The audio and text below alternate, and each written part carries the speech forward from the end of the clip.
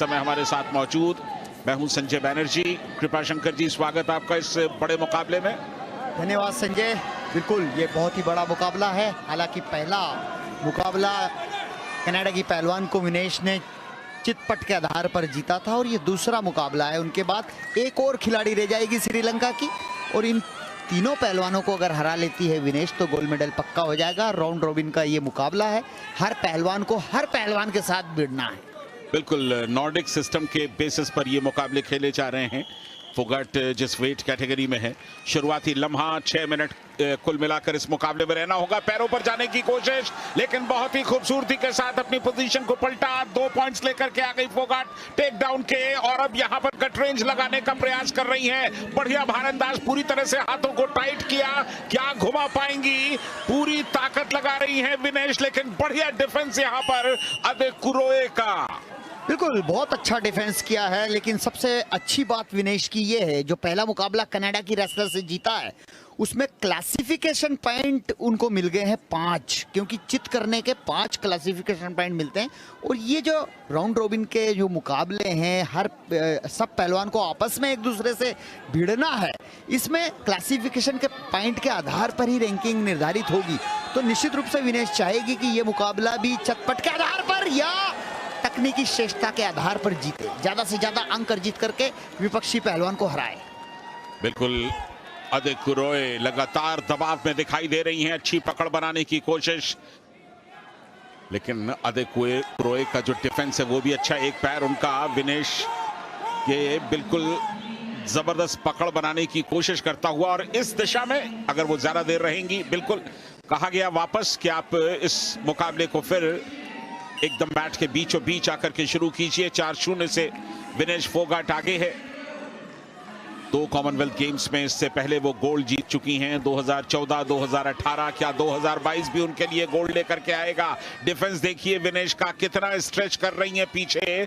यहां पर उन्होंने खेमे बांधे हुए हैं, बहुत तगड़े खेमे बांधे हैं, और पूरी तरह से अपने आप को स्ट्रेच करके उनकी पहुंच से अपने आप को अलग कर दिया। बेहतरीन प्रदर्शन विनेश फोगाट का।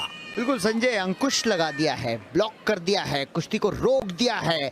जैसा विनेश चाह रही है वैसा ही नाइजीरिया की पहलवान खेल रही है। यानी कि अगर विनेश के अनुसार नाइजीरिया की पहलवान खेलती रही तो विनेश निश्चित रूप से और भी अंक बटोरने में यहाँ कामयाब रहेगी। और ज्यादा अंक बटोर कर अगर विनेश हराती है तो इसी कुश्ती में उनका स्वर्ण पदक पक्का हो जाएगा। बिल्कुल क्लासिफिकेशन जो पॉइंट्स हैं वो बेहद अहम होंगे नॉर्डिक सिस्टम के मुकाबलों में। और ये अचानक नीचे गई पैरों की तलाश में। यहां पर अदेकुरोए जो कि नाइजीरिया की पहलवान है, लेकिन एक बार फिर रेफरी का इशारा कि आप लगातार एक सिचुएशन में बने नहीं रह सकते, हरकत होनी चाहिए। मुकाबला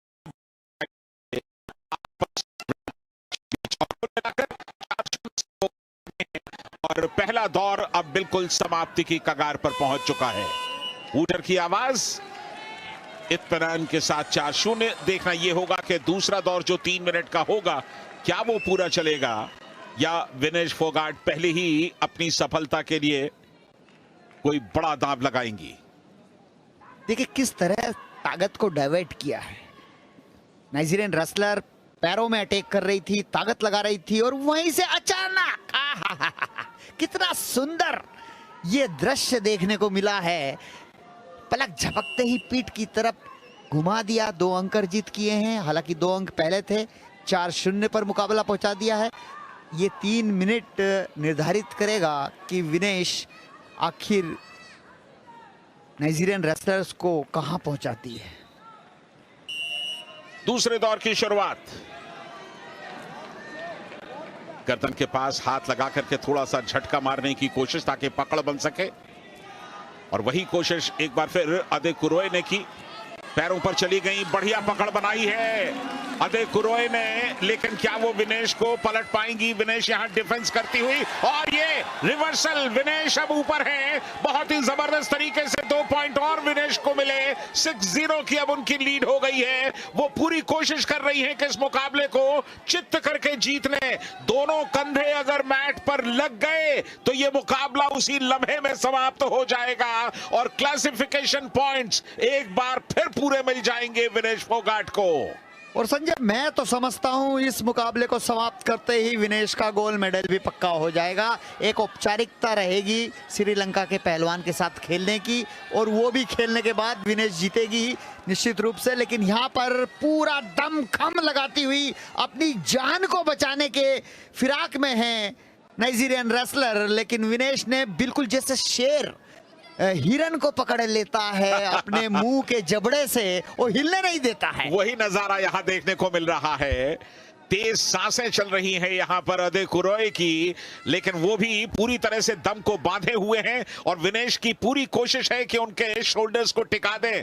अगर एक झटका लग गया, एक पल के लिए अदेकुरोए अगर हार मान गई तो तुरंत दोनों कंधे मैट पर लग जाएंगे। 6-0 से आगे हैं, चित्त करके इस मुकाबले को जीत जाएंगी। और संजय देखिए, विनेश को जल्दबाजी नहीं कर रही है। विनेश को पता है कि इस डेंजर पोजीशन में, इस पीठ की पोजीशन में, जहां पर पीठ की तरफ डेंजर है, इस पोजीशन में चाहे पूरा समय भी समाप्त हो जाए, रेफरी मैच चेयरमैन नियमों के अनुसार से छुड़ा नहीं सकते।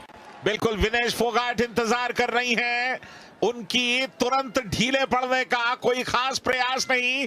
अब देखना यह होगा कि क्या अदेकुरोए आखिरी लम्हों तक अपनी इस पकड़ को मजबूत बना रख सकेंगी। लगातार अपना दबाव बढ़ा रही है विनेश, लेकिन इस दांव में कम से कम 1.25 मिनट निकाल दिए इन दोनों ने। बिल्कुल, वो भी चित नहीं करना चाहती है और वो भी चित होना नहीं चाहती है।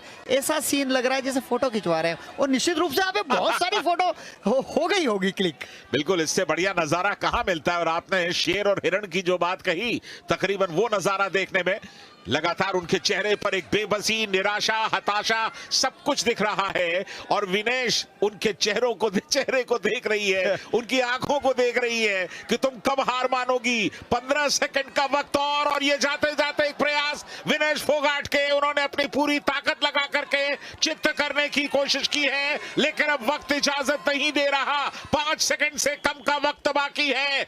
विनेश फोगाट ने इस मुकाबले को तो जीत लिया है, और जीतते जीतते कमाल कर दिया आखिरी लम्हों में।